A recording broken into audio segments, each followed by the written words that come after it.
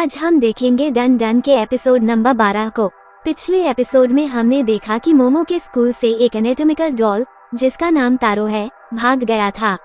वह भागकर हाना के पास जाता है जिसे वह बहुत प्यार करता है, लेकिन हाना अब पुरानी हो गई है इसलिए उसे कचरे में फेंक दिया गया। मोमो, ओकुन और जीजी हाना को सेइको के घर ले आते हैं और सेइको से रिक्वेस्ट करते हैं कि वह इस डॉल को अपने घर में रहने दे। वैसे भी यहाँ वह फालतू बिल्ली भी रहती है जिसे टर्बो ग्रानी कहते हैं। बिल्ली कहती है, मेरी तुलना इस डॉल से मत करो, ये तो शायद खाना भी नहीं खाती होगी। सेइको पूछती है कि उस तारो का क्या हुआ। इस पर मोमो बताती है कि वो वापस उनकी केमिस्ट्री लैब में चला गया है। उसने कहा कि जब तक हाना ठीक है वह वहाँ एक मॉडल बनकर खड़ा रह सकता है, लेकिन रात में वह हाना से मिलने आएगा। तीनों अब सेइको के आगे हाथ जोड़ते हैं। सेइको मान जाती है और पूछती है कि क्या तारो के पास अभी भी गोल्डन बॉल है। मोमो बताती है कि जो उसने देखा वह सिर्फ एक क्रिसमस बॉल थी। इसके बाद सेइको कहती है कि खाने का समय हो गया है और मोमो के दोस्तों को खाने के लिए रुकने को कहती है। जीजी कहता है कि मोमो के पास कमाल की पावर्स हैं। अब वह समझ गया कि सेइको ने मोमो को उसके घर का भूत भगाने के लिए क्यों बुलाया था। साथ ही ओकुन का ट्रांसफॉर्मेशन भी कमाल का था। जीजी कहता है कि काश उसके पास भी ऐसी पावर्स होती। अब मोमो खाने की टेबल लगा रही थी जिसमें जीजी उसकी मदद करने लगता है। उसे मोमो के बालों में थोड़ा कचरा दिखता है जिसे वो हटा देता है। मोमो उसे शुक्रिया कहती है। ये देखकर ओकुन की हालत खराब हो जाती है। उसे तारो की बात याद आती है कि जिससे वह प्यार करता है उसे वह कभी दूर नहीं जाने देगा। ओकुन फैसला करता है कि वह मोमो के लिए कुछ भी करेगा और पीछे नहीं हटेगा। वह बीच में कूद पड़ता है और कहता है, मोमो तुम्हारे ऊपर भी कचरा है। इसके बाद ओकुन टेबल पर डांस करने लगता है ताकि मोमो उसे भी जीजी की तरह फनी समझे, लेकिन फिर जीजी भी उसे ज्वाइन कर लेता है जिससे माहौल और मजेदार हो जाता है और दोनों पागलों की तरह नाचने लगते हैं।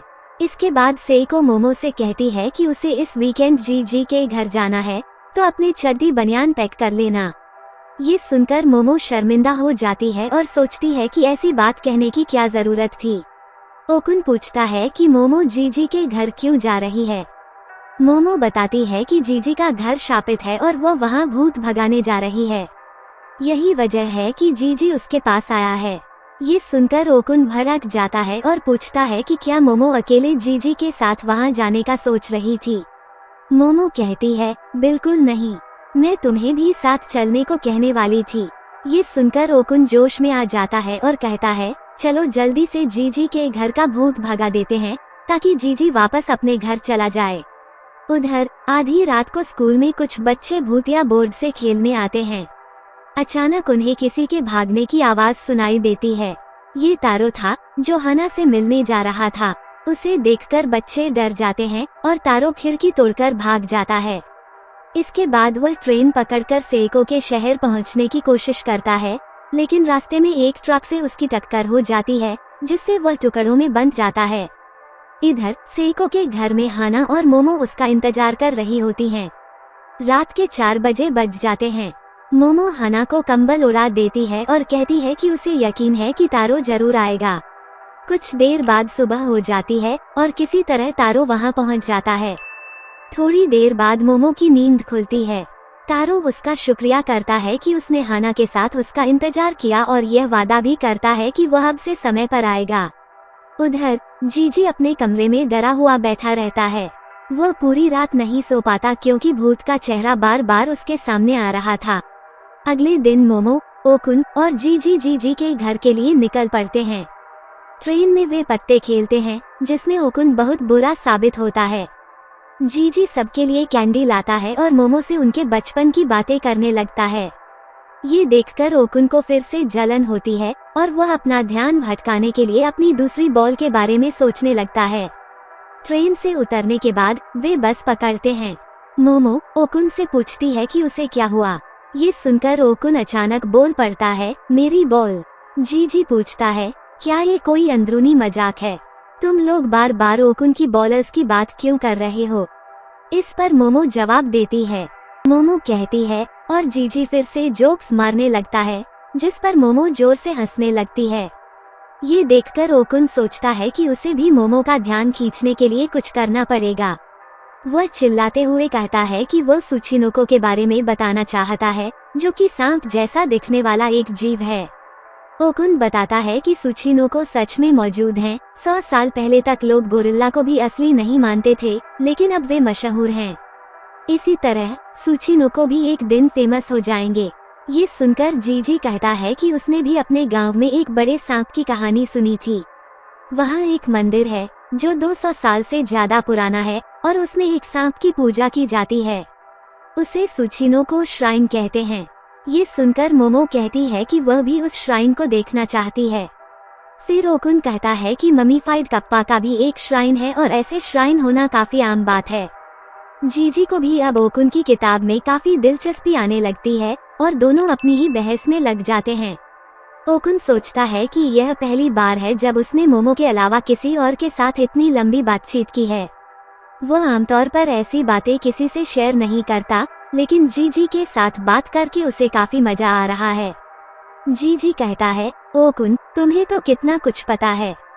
तुम मेरे शानदार दोस्त बनोगे। ये सुनकर ओकुन चौंक जाता है। जीजी कहता है, तुम मोमो के दोस्त हो तो मेरे भी दोस्त हुए, है ना? इस पर ओकुन कहता है, हाँ, तुमने सही कहा, पर मैं थोड़ा शर्मीला हूँ। ये लाइन केंटा काकुरा की थी और इसे सुनकर मोमो गुस्सा हो जाती है। इसी बीच ओकुन सोचता है, जीजी कितना अच्छा लड़का है। मैं चाहकर भी इसे नफरत नहीं कर पा रहा हूँ। इसके बाद ये लोग जीजी के गांव पहुँच जाते हैं। मोमो देखती है कि यहाँ ढेर सारे हॉट स्प्रिंग्स हैं। जीजी बताता है कि उसके डैड यहाँ ज्वालामुखी पर रिसर्च करते हैं और इसी वजह से उनका परिवार यहाँ रहने आया। मोमो पूछती है, वह ज्वालामुखी कहीं फटने वाला तो नहीं है ना? जीजी कहता है, वो 200 साल पहले ही फट चुका है और तब से शांत है। फिर ढेर सारी सीढ़ियाँ चढ़ने के बाद ये तीनों जीजी के घर पहुँच जाते हैं। जीजी तो सीढ़ियाँ भागकर चढ़ रहा था, लेकिन मोमो और ओकुन की हालत खराब हो जाती है। जीजी का घर देखकर मोमो कहती है, यहाँ मुझे किसी भी बुरी शक्ति का एहसास नहीं हो रहा। पहले थोड़ा आराम कर लेती हूँ। तभी ओकुन को जंगल में कोई दिखाई देता है, लेकिन वह उस पर ज्यादा ध्यान नहीं देता और अंदर चला जाता है। हम देखते हैं कि जंगल में कुछ लोग हैं जो पूरे रास्ते इन तीनों पर नजर रख रहे थे। घर को अच्छी तरह से देखने के बाद मोमो कहती है। इस बीच जीजी कहता है कि यहाँ कोई भूत नहीं है। वह बताता है कि बाकी स्पिरिट मीडियम ने तो कहा था कि यहाँ बुरा साया है। मोमो को लगता है कि यहाँ जो भी भूत है वह छिप गया होगा और रात में बाहर आएगा। अगर कोई भूत कमजोर होता है तो मोमो उसे सेंस नहीं कर सकती और उनके लिए छिपना आसान हो जाता है। यह अच्छी खबर है क्योंकि मोमो आसानी से उस भूत को हरा देगी। ये सुनकर जीजी बहुत खुश हो जाता है और मोमो के लिए जूस लेने जाता है। मोमो ओकुन को भी अपने पास बैठने को बोलती है। उसका मानना था कि भूत रात में दिखाई देगा तो तब तक आराम ही कर लेते हैं। ओकुन के बैठते ही मोमो कहती है कि वो हॉट स्प्रिंग में नहाने जा रही है। ओकुन पूछता है कि अगर भूत आ गया तो हम क्या करेंगे? मोमो कहती है कि वह शाम से पहले वापस आ जाएगी। अब मोमो के जाने के बाद ओकुन और जीजी फुटबॉल खेलने लगते हैं। ओकुन तो ठीक से लात भी नहीं मार पा रहा था, पर वह सोच रहा था कि अगर उसने कोई ट्रिक सीख ली तो वह मोमो को दिखाकर उसे इम्प्रेस कर लेगा। खेलते हुए अचानक जीजी ओकुन से पूछता है कि क्या वह मोमो को लाइक करता है, जो सुनकर ओकुन शॉक हो जाता है। इधर मोमो हॉट स्प्रिंग में बैठी हुई सोच रही थी कि अच्छा हुआ वो वहां से आ गई। अब ओकुन और जीजी में अच्छी दोस्ती हो जाएगी। वैसे भी ओकुन का कोई दोस्त नहीं था। इधर ओकुन जीजी से कहता है कि मोमो उसकी पहली फ्रेंड थी और वो उसकी बहुत रिस्पेक्ट करता है। अब जीजी बोलता है कि उसे तो मोमो के चेहरे और पर्सनैलिटी से बहुत प्यार है, जिसे सुनकर ओकुन भी बोल पड़ता है कि उसे भी। इसके बाद दोनों लड़ने लगते हैं कि कौन मोमो से ज्यादा प्यार करता है। जीजी बोलता है कि वह मोमो का चाइल्डहुड फ्रेंड है, तो वह जीत गया। फिर ओकुन को भी याद आता है कि एक बार गलती से उसके और मोमो के बीच किस हो गया था और वह शर्माने लगता है। इधर मोमो अब पानी से बाहर निकलने लगती है, लेकिन तभी दरवाजा खोलकर 5 आदमी अंदर आ जाते हैं और मोमो पर भद्दे कमेंट्स करने लगते हैं। इधर ओकुन और जीजी दोनों थक गए थे। जीजी अब ओकुन की तरफ दोस्ती का हाथ बढ़ाता है, लेकिन जैसे ही ओकुन उसे हाथ देता है जीजी उसे पकड़ लेता है और बोलता है कि अब तो तुम्हें हार माननी पड़ेगी। अब अचानक ओकुन की नज़र जीजी के घर पर जाती है, जहाँ से एक और दीवार निकल रही थी। जीजी को भी लगता है कि उसके घर में एक दीवार ज्यादा है और दीवार के पीछे जरूर कोई सीक्रेट कमरा होगा। इधर वो आदमी मोमो से पूछते हैं कि तुम अकेली यहाँ आई हो, ये तो मेल और फीमेल दोनों के नहाने की जगह है।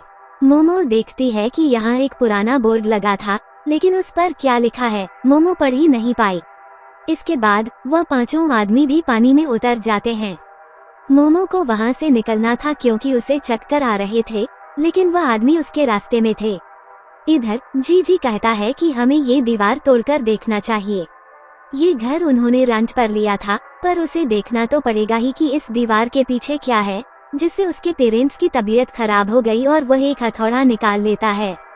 इधर वह आदमी मोमो से कहता है कि तुम्हें घड़ियाल के बारे में पता है, ये वो लोग होते हैं जो अकेली लड़की को देखकर उसे टारगेट बनाते हैं। इसके बाद वह लोग काफी डरावने तरीके से मोमो की तरफ बढ़ने लगते हैं। मोमो सोचती है कि क्या वह अपनी साइकिक पावर से इन सब से निपट पाएगी। वह इन पर अटैक करने का सोचती है, लेकिन एक आदमी उसके हाथ पकड़कर उसे पानी में डुबा देता है। इस बीच जीजी हथौड़ा मारकर दीवार में एक छेद करता है, जिससे एक सीक्रेट रूम दिखाई देता है जो हजारों ताले सामानों से भरा हुआ था। और इसी के साथ यह एपिसोड और सीजन 1 खत्म हो जाता है। तो दोस्तों, आपको यह एनीमे कैसा लगा? कमेंट बॉक्स में यस जरूर टाइप करें। अगर आपको यह वीडियो अच्छा लगा हो तो इसे लाइक और शेयर कीजिए। तो इस चैनल पर नए हो तो सब्सक्राइब करके बेल आइकन जरूर दबाइए। मैं मिलता हूँ आपसे बहुत जल्द अगले वीडियो के साथ। धन्यवाद।